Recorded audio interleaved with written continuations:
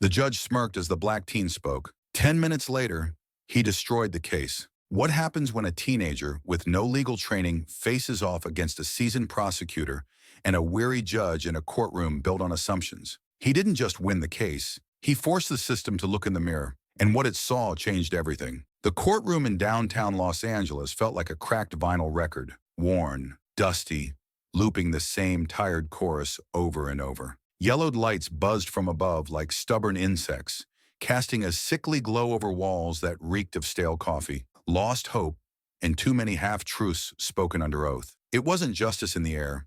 It was theater, a dry, rusted performance where everyone already knew their lines and no one dared improvise. Someone near the back was chewing mint gum like it owed him money. Someone else was holding up a phone under their coat, trying to stream the circus for likes. And then there was Judge Walter Grayson, perched up high, slouched like a man who regretted waking up sober. He wasn't listening.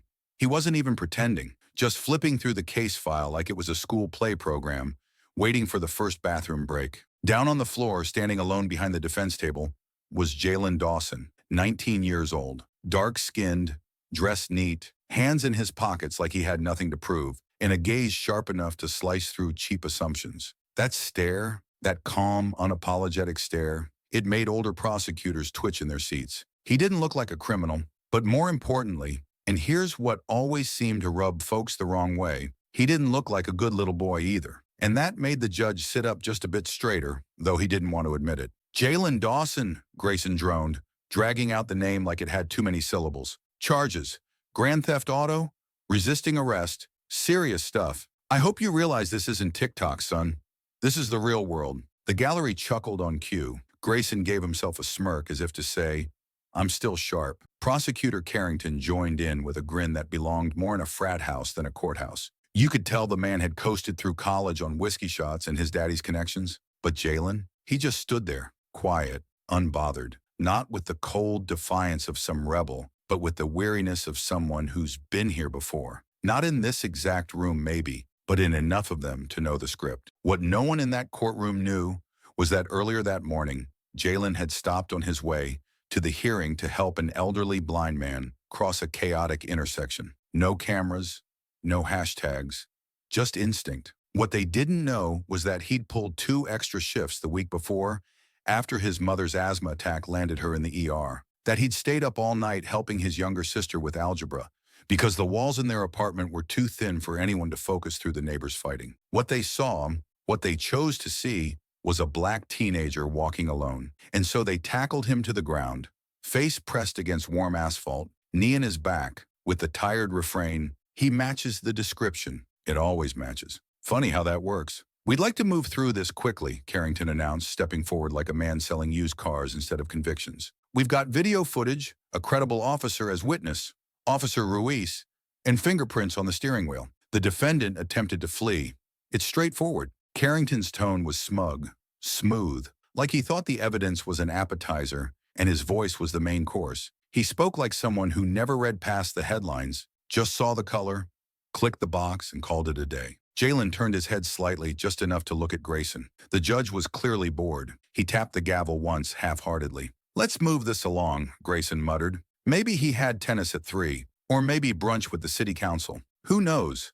Judging people all week is exhausting, especially when they don't look like you, and you've already made up your mind before lunch. Defense? The judge muttered, without so much as a glance at the woman beside Jalen. Lisa Thornton, mid-40s, eyes lined with fatigue and fingers fiddling with her wedding band. She looked like someone who once dreamed of change, and then survived 1,000 hearings that proved otherwise. Your Honor, she began, cautiously rising. I'll speak, Jalen cut her off. Calm, firm. A pause hit the room like a dropped book. Heads turned. The judge raised an eyebrow, bemused. Excuse me? I'll represent myself. Carrington let out a loud, arrogant laugh, the kind that fills elevators and back rooms when people think they've already won. Grayson leaned back, clearly entertained. Well, this should be fun, he said. Just remember, this isn't a streaming show. It's real life. Don't worry, Jalen said, stepping forward. I've seen how your shows end. Happy endings aren't exactly your specialty. And then, he spoke, not the way some folks try to sound smart. No theatrics, no stammering, just clarity, precision. Like every fact was a stone, and he knew exactly where to place them. He laid out his movements that evening, presented a time-stamped receipt from a pharmacy across town, referenced camera footage that placed him away from the so-called chase, quoted public records that proved Officer Ruiz hadn't even been on duty. Carrington's composure cracked like cheap glass. He started flipping through his papers, suddenly desperate for a loophole. The judge, for once, shut up. Lisa Thornton, who'd been silent through it all, let the corner of her mouth curl, just slightly. Respect. "What are you trying to prove, young man?" Grayson finally asked, voice tight with annoyance. "That you don't listen," Jalen answered. "That you see, but don't observe. That you judge by face, not facts." Someone in the gallery gasped. Another murmured something under their breath. Jalen didn't flinch. He wasn't grandstanding. He was just tired. Tired of walking through life knowing the first thing people saw was a threat, not a person. He looked the judge square in the eye, and then calmly he said, "Now, Your Honor, let me show you what justice actually looks like." What happened next changed everything. You won't want to miss what unfolded. The next chapter hits harder than you're ready for. And it's all real. Stay tuned. Not a single person in the courtroom moved as Jalen Dawson walked slowly, deliberately, back to his seat. He didn't glance left. He didn't search for affirmation or applause. He didn't even acknowledge the electricity in the air. Because he knew if anyone did clap in that moment, it wouldn't be for him. It would be for themselves.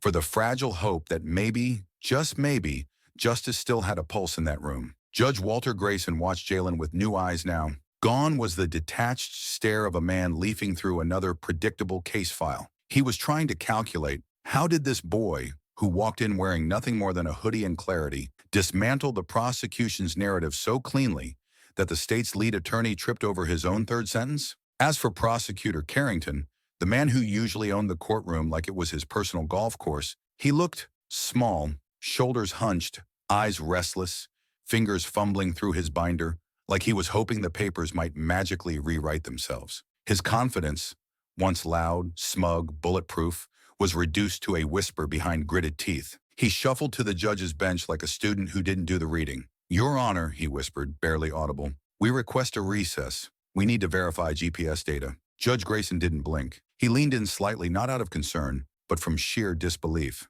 "You had a full week to verify, Carrington," the judge replied, tone flat. "Or have you mistaken this courtroom for a high school drama club?" The prosecutor swallowed hard.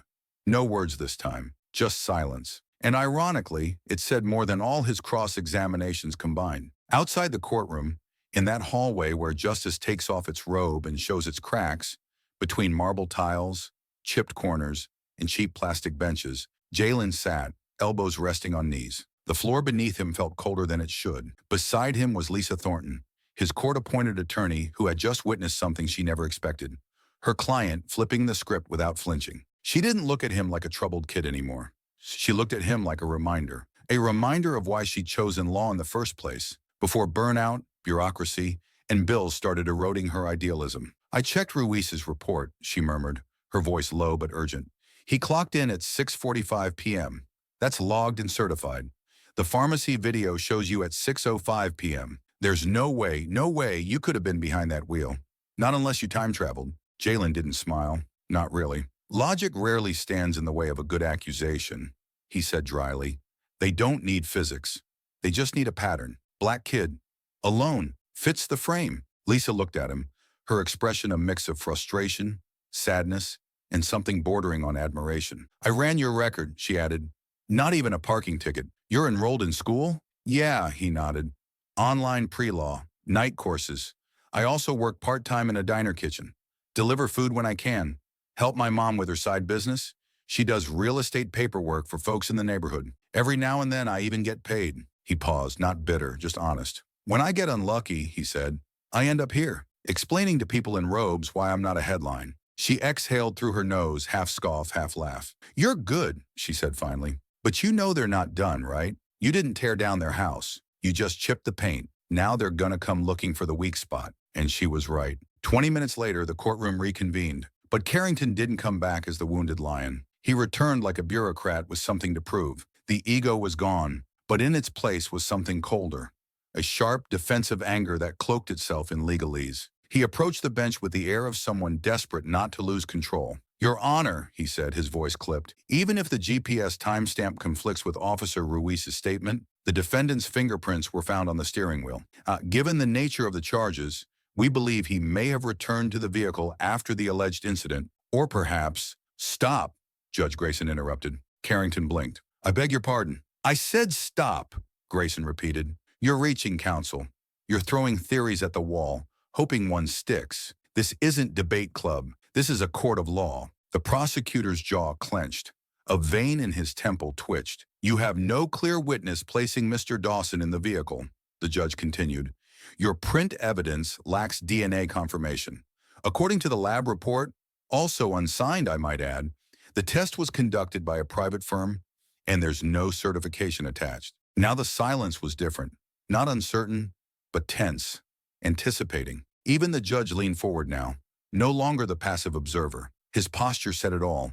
He was done playing referee. He wanted answers. Mr. Dawson, Grayson said, turning toward the defense table. Did you prepare your defense personally? Jalen stood. Yes, Your Honor.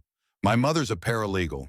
I grew up listening to stories about people who never got a fair shot because they weren't ready when the system came for them. I decided I wasn't going to be one of them. Carrington couldn't take it anymore. This is absurd, he shouted. This is a child mimicking courtroom drama.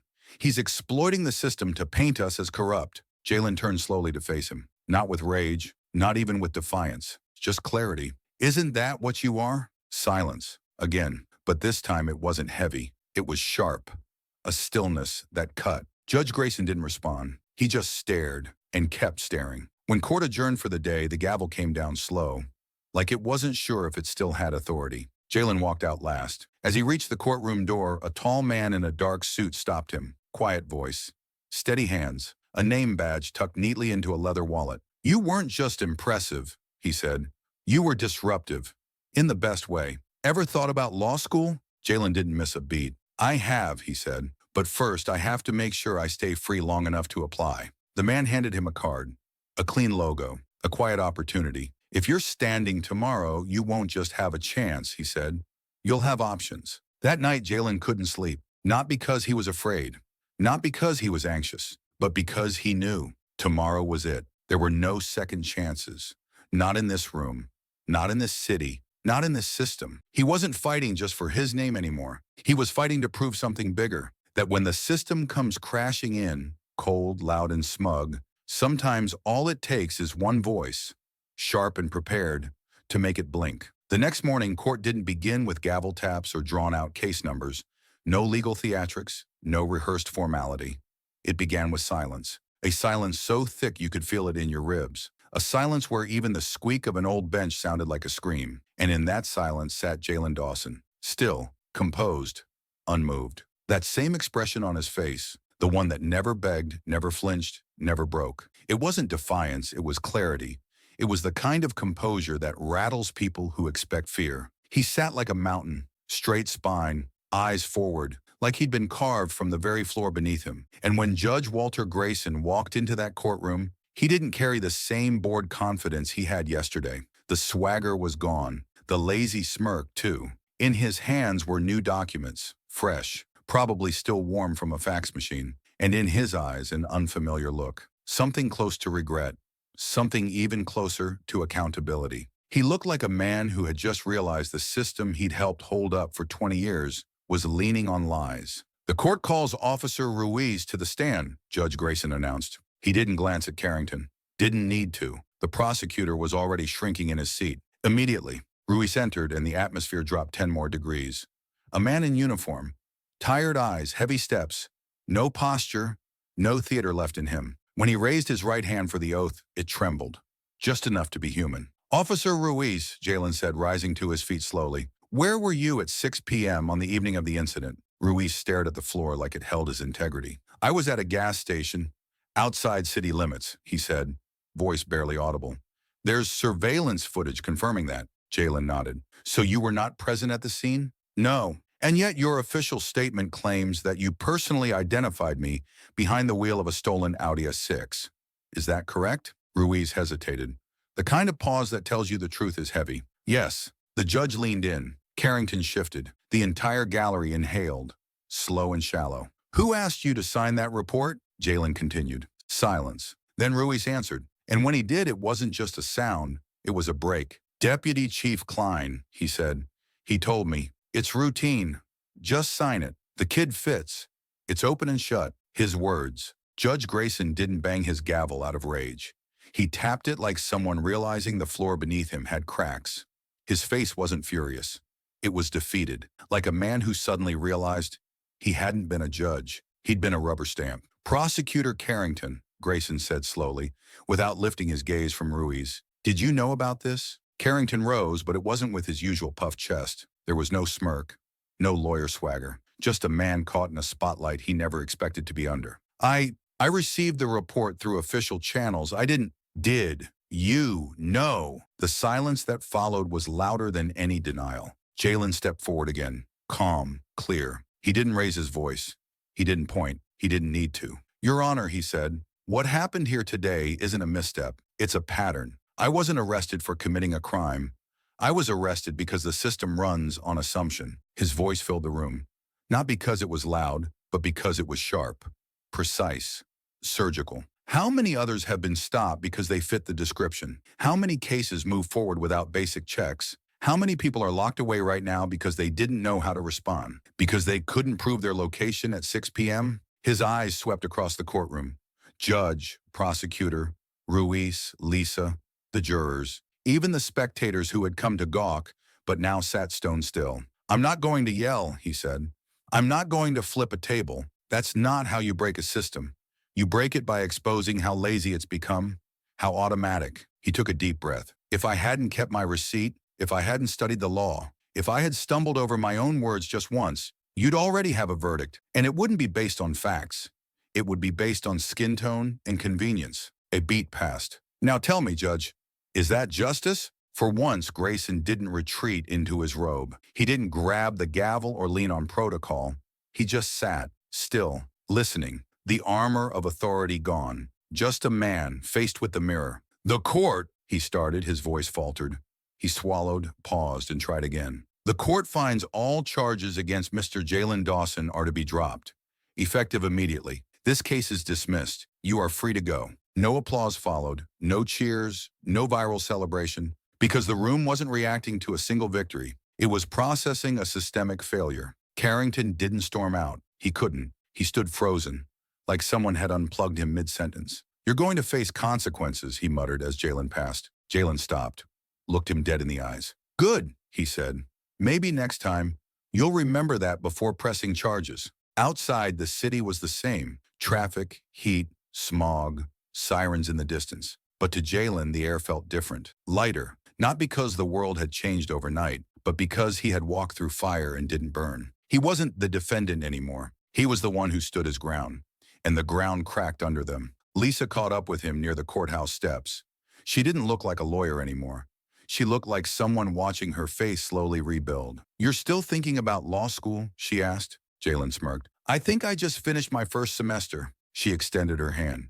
He shook it firmly. No words needed. Then he turned and kept walking. At the end of the block stood three people, his mother, little sister, and the man in the black suit, the one who'd handed him a card yesterday and a glimpse of what could be next. You ready for the next step? The man asked. Jalen looked past him, past the buildings, past the city. He didn't lie. No, he said, but I'm going anyway. 3 days after the hearing, a message appeared on the cracked stone wall of the old courthouse, where the air carried the scent of dampness and fading hope, written in bold black marker. He didn't win the case. He showed how they fabricated. Nobody saw who scrawled those words, but those who passed recognized the handwriting. The same hand that had once held the scales now exposed their imbalance. On Saturday morning, Jalen Dawson did not wake to the shriek of an alarm or the cacophony of neighbors arguing through paper-thin walls, nor to the siren that passed like a distant warning. He woke to silence. For the first time in months, the absence of sound did not feel like an alarm. It felt like space, like the calm after a storm where the world, battered and wet, is still standing. In the kitchen, his mother was whispering steam from a coffee pot, standing rooted at the stove. When he entered, she didn't say, "Good job." She didn't say, "I'm proud of you." She simply nodded and ran her fingers lightly down his shoulder, the gesture of a woman who had seen too much grief to waste praise on things that don't matter now. Later, walking through the neighborhood, Jalen noticed something shifting in the faces he passed. There were no cheers or overt congratulations, but people met his gaze differently. They no longer looked away or offered hollow phrases like, "Stay strong, brother." Instead, their eyes steadied, because they realized he had already stayed strong, and he hadn't broken. On a freshly renovated brick wall in front of the local pharmacy, a black and white banner fluttered in the breeze. It showed Jalen standing in court, back straight, eyes unwavering, and beneath the photo, a caption, "Truth is not evidence.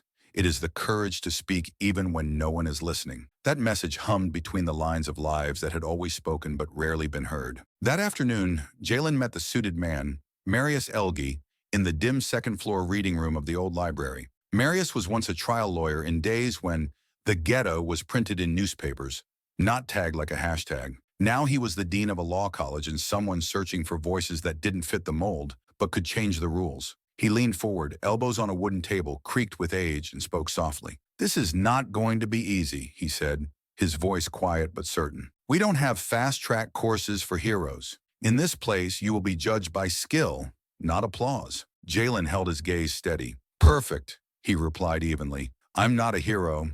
I'm just tired of seeing us cut up by patterns." Marius nodded, then added with deliberate caution, "And you understand, they will now see you not just as a smart kid, but as a threat?" Jalen offered a slow, confident smile. "They always see a threat," he said.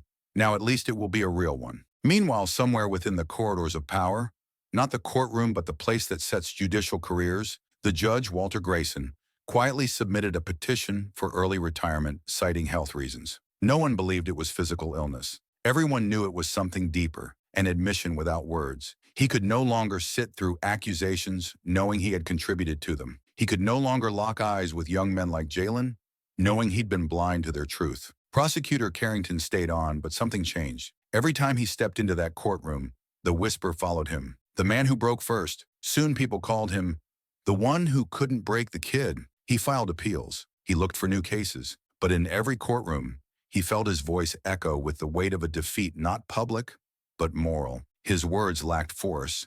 They sounded like someone replaying a memory and failing to relive the conviction. Jalen enrolled in law school, and he didn't study casually. He buried himself in textbooks, case notes, and midnight group sessions. He didn't just learn how systems destroy. They were now showing him how those systems are built, where their seams are, and how persistent pressure can force them to leak truth. One Friday afternoon, Jalen walked into a corner bodega across the street. The man behind the register, a gray-haired familiar face, rolled a bottle of soda in his hands, looked up in surprise, and said quietly, "I watched your case. I never thought I'd live to see someone from around here put them in check." Jalen paused, leaning a shoulder against the counter. "It wasn't a check," he replied softly. "It was the first move. Checkmate is still far away." A year passed. At a public forum hosted at the university, where former defendants, judges, lawyers, and journalists gathered, Jalen stepped up to speak.